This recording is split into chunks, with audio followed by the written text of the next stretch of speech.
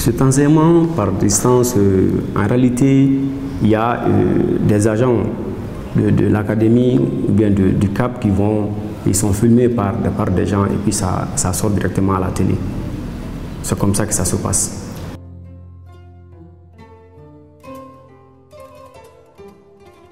L'enseignement à distance n'est pas une solution pour l'école malienne. Ce n'est pas du tout. Et pourquoi? Parce que en réalité, ça ne nous avance pas. Les enfants ne pourront pas non seulement comprendre, et de deux également, beaucoup d'enfants ne pourront pas suivre ces cours à distance-là. Du moment où certains n'ont pas d'électricité, d'autres n'ont même pas de télé chez eux. Et ce n'est pas, le Mali n'est pas Bamako seulement. Il y a beaucoup de zones au Mali ici où il n'y a pas de courant, où il n'y a pas d'électricité. Même à Bamako, un enfant qui est assis devant la télé, il y a une projection qui se fait à la télé, on est là à expliquer. L'enfant, pédagogiquement, il ne peut pas poser des questions. Il n'a pas le droit de poser des questions. Il ne peut pas être évalué. Et le professeur qui est là à dispenser son cours, il ne sait pas si l'enfant a compris ou pas. Et pire que ça, au moment où il commençait ses cours à distance, il ne savait même pas l'état d'évolution du programme de l'enfant, de l'apprenant. Les enfants d'aujourd'hui, les élèves d'aujourd'hui au Mali ne sont même pas au même niveau d'études. Certains sont au niveau des leçons du premier trimestre, d'autres sont vers les leçons du troisième trimestre, deuxième trimestre, ainsi de suite. Les enfants ne sont pas au même niveau d'études.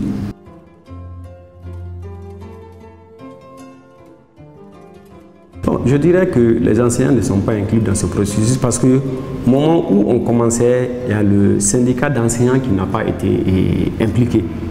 Juste on nous a appelés pour nous informer, pas pour donner notre point de vue. On a dit que le projet est en cours, donc très bientôt que ça va se commencer.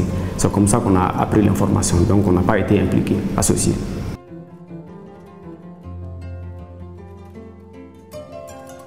Famille enseignée que par un enseignant, on ne peut pas quitter pour enseigner aujourd'hui, même pour parler d'école, il faut des enseignants. On ne peut pas parler d'école s'il n'y a pas des enseignants.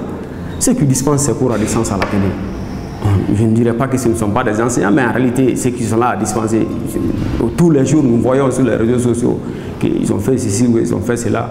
Et ce n'est pas comme ça, la méthode n'y est pas. Ce n'est pas pédagogue.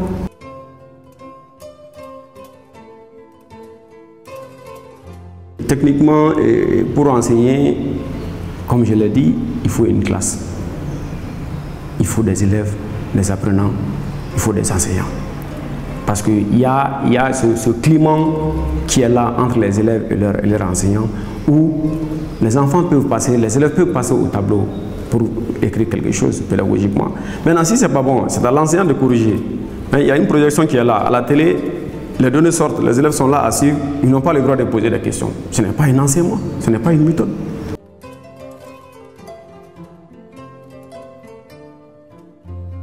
C'est ça le Malien, c'est ça vraiment le problème du Mali, où nous faisons à chaque fois du copier-coller.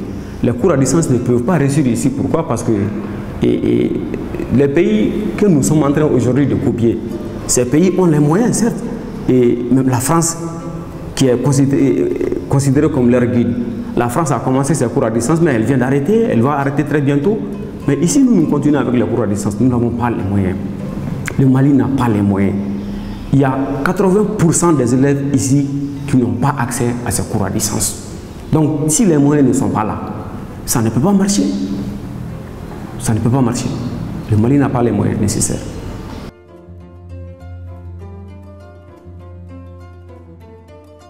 Bien sûr, ça va favoriser certaines classes, mais ce sont les classes de leurs proches, leurs enfants. Et ils ont l'internet, ils ont la télé, ils ont la radio, ils ont le courant à tout moment. Mais les familles pauvres, les enfants pauvres, au moment où les cours sont là à passer, on peut par exemple voir une coupure d'électricité. Et beaucoup, même à Bamako ici, il y a plein de familles qui n'ont pas d'électricité. C'est vraiment très grave. Voilà.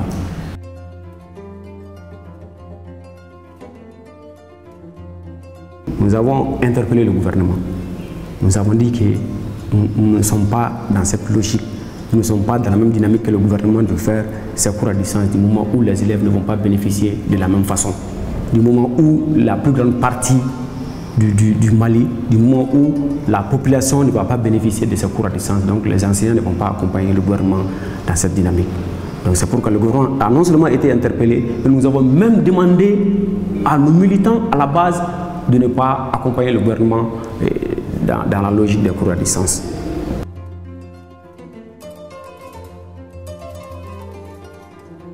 On n'était pas contre le fait que le gouvernement recrute des volontaires, non.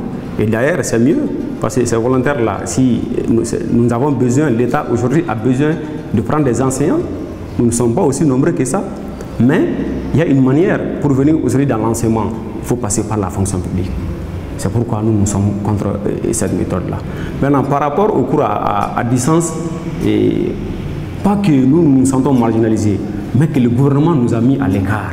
J'ai dit qu'on a été simplement informé, on n'a pas été associé depuis au départ de comment faire, de la prise de décision, on a été au courant de rien.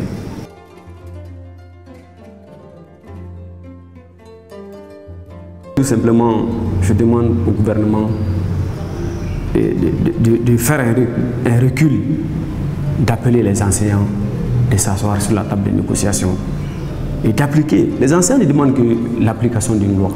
Ce n'est pas un point de revendication. Ils demandent seulement à ce qu'on applique la loi. Donc le gouvernement est censé appeler les enseignants ensemble pour qu'on puisse trouver des mesures afin de sauver l'école malienne au lieu que de chercher à sauver l'année scolaire.